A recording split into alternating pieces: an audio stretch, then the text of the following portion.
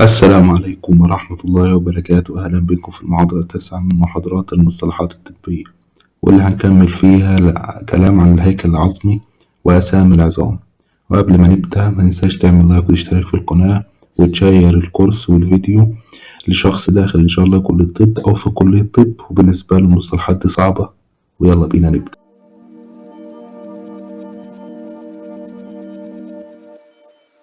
نبدأ بواجب المحاضرة اللي فاتت واللي كان عبارة عن 3 أسئلة ودي الحل بتاعهم. أتمنى أكون وفقت في حل الواجب. هو كان واجب سهل مفهوش حاجة يعني. اللي كان أول سؤال بيقول لك ما القسمين الرئيسيين بتاع السكيليتال سيستم؟ كان أكزل سكيلتون وابنديكولار سكيلتون، هيكل العظم المحوري وهيكل العظم طرفي. تاني سؤال بيقول لك اديني لستة بالتراكيب بتاع الأكزل سكيلتون. أول حاجة كانت الجمجمة، الفيرتيبولار كولون، ثوراسيك كيج، هايويد بون، وأوديتري وسكليس. تالت سؤال بيقول لك علم العظام أكتبه ازاي؟ علم اللي هو أولوجي، العظام أوستو يبقى أوستولوجي. تعالى بقى على بداية المحاضرة ديت واللي هنبدأ بها بالكيس. والكيس مش هيختلف كتير عن كيس المحاضرة اللي فاتت، واللي كان برضو شخص رياضي سقط فعمل أشعة إكس راي، فطلع عنده فراكشن في السكابولا والريديوس وبالبلفيك جريديان. هنحل السؤالين دولت في آخر المحاضرة إن شاء الله. تعالى بقى على أول سلايد واللي هنتكلم فيها. اتكلمنا المحاضرة اللي فاتت عن الأكسل، هنتكلم المحاضرة ديت عن الابنديكولار سكيلتون أو الهيكل الطرفي. الهيكل الطرفي منقسم إلى جزئين، هيكل الطرفان علويان وهيكل السفليان، يبقى upper limb و lower limb. على بقى ناخد الupper limb واللي عبارة عن الحزام الصدري أو البيكتورال كريدل، واللي عبارة عن كلافيكال اللي هي عظمة الترقوة اللي هي العظمة اللي كانت أفقية دي، وسكابولا اللي هي العظمة اللي ورا اللي مسطحة. يبقى الحزام الصدري أو البيكتورال كريدل عبارة عن كلافيكال وسكابولا. تعالى بقى العظمة اللي موجودة في الأرم اللي هي عظمة العضد هيومرس. ننزل بقى على الفور أرم أو الساعد، موجود فيها عظمتين. العظمة الخارجية اسمها ريديوس اللي كان اسمها القوبرة، مش عارف كان اسمها ايه، دي العظمة الخارجية وناحية الصوبع الكبير زي ما انت شايف.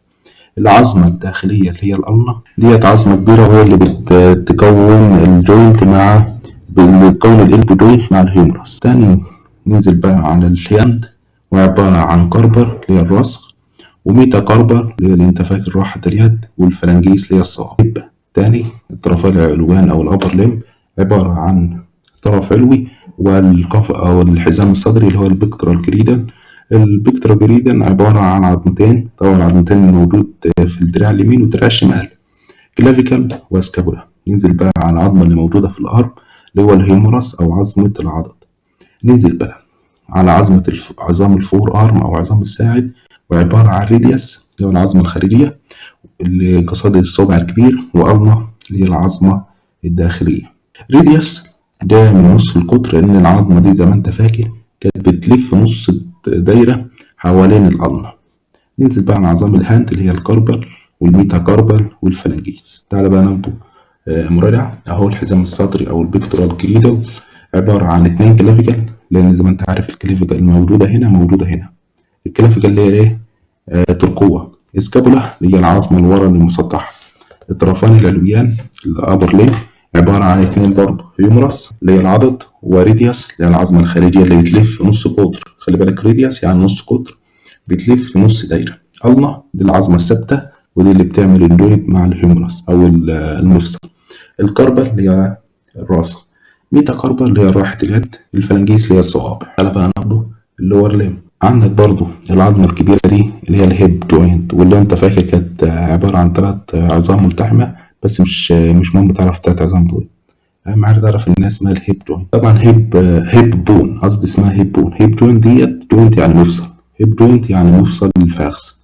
الفيمور ديت العظمة الكبيرة، عظمة الفخذ. تعالى بقى العظمة اللي بعد كده الباتيلا، واللي هي اللي زي الصابونة دي لو انت قاعد تعرف تحركها، دي اسمها الباتيلا، العظمة الصغيرة دي.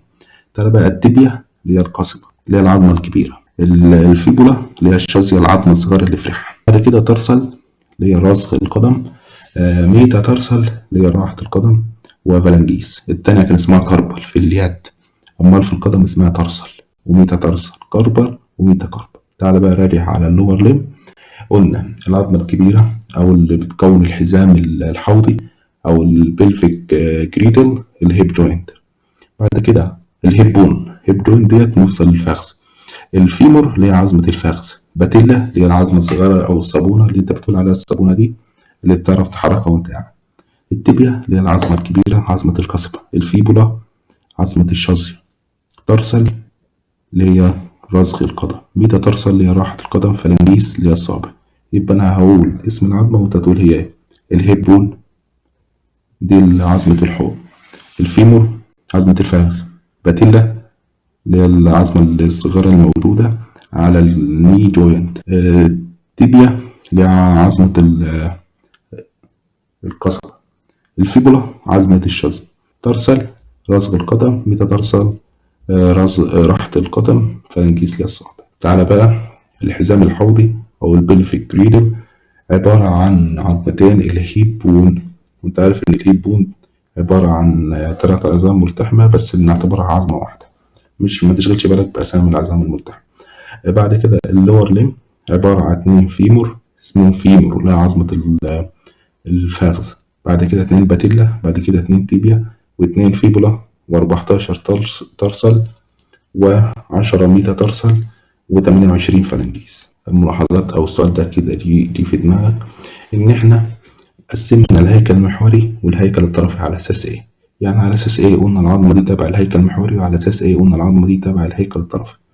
اول حاجه العظام الموجوده في المحور المركزي للجسم دي بنسموها الهيكل المحوري، ودي موجوده اكتر للحمايه، زي السكال بتحمي المخ، والفرتبرال كولوم بتحمي حبل الشوك، والريبس والاسترنا بتحمي القلب والرئتين. المحوري لان هي موجوده اكثر في محور الجسم وموجودة أكتر للحماية أعضاء مهمة. ولو أنت فاكر قلت لك إن الجسم الإنسان ده يعتبر عن صلصال، ولو أنت لما تيجي تعمل منه الأطراف الأيادي والرجلين بيقول مطلع جزء كده على أساس إن دي الأيادي والرجلين. برضه الأبنديكولار سكريتون اسمه الهيكل الطرفي. خلي بالك كلمة أبنديكولار جاية من كلمة أبنتاج أو كلمة أو حاجة زيادة. ده أنت عارف الزايدة اللي أنت بتشيلها أو عملت الزايدة اللي أنت بتعملها دي، الزايدة اسمها أبندكس، حاجة زايدة أو طرف.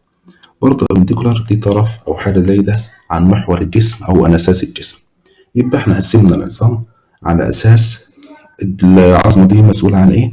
عن الحماية ولا عن الأطراف والحركة؟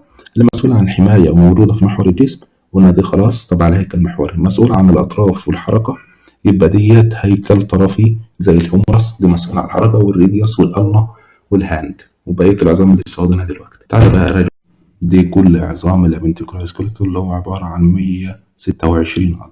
تعال أعدهم لك واحدة واحدة. البيكتورال كريدل اللي هو الحزام الصدري عبارة عن 4 عظام، لأن ما تنساش إن العظمة الترقوة موجودة في الناحيتين.